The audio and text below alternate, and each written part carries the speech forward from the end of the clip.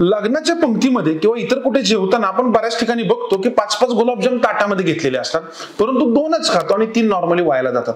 घेताना वाटतं रे मला खायचंय, पण जेव्हा आपण खायला सुरुवात करतो ना तेव्हा आपली इच्छा होत नाही. मार्केटमध्ये पण अशीच लोक बऱ्याच वेळेला अडकतात की काही ठिकाणी चांगला प्रॉफिट दिसत असतो, अरे अजून थोडा भेटला तर काय होईल. आणि मित्रांनो तुम्हाला माहितीये का, हीच गोष्ट असते याच्यामध्ये की जी मार्केटमध्ये मोठे मोठे लॉस करते. मग आपल्याला याच्यामध्ये फोकस करायचा आहे की ग्रीडवर कसा कंट्रोल ठेवायचा, आणि हे जर तुम्ही करू शकला तर मार्केटमध्ये चांगला पैसा बनवू शकता.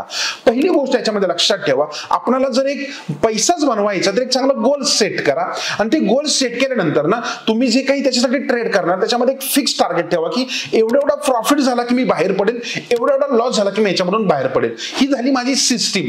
2 नंबरची गोष्ट, fear of missing out. FOMO जो असतो ना तो प्रत्येकाला नेहमी विचलित करत असतो. अरे मित्राने एवढे बनवले, त्याने बनवले, कोणी टिप्स दिली, कुठल्या ग्रुपवर आला, अशा काही भानगडीत पडू नका.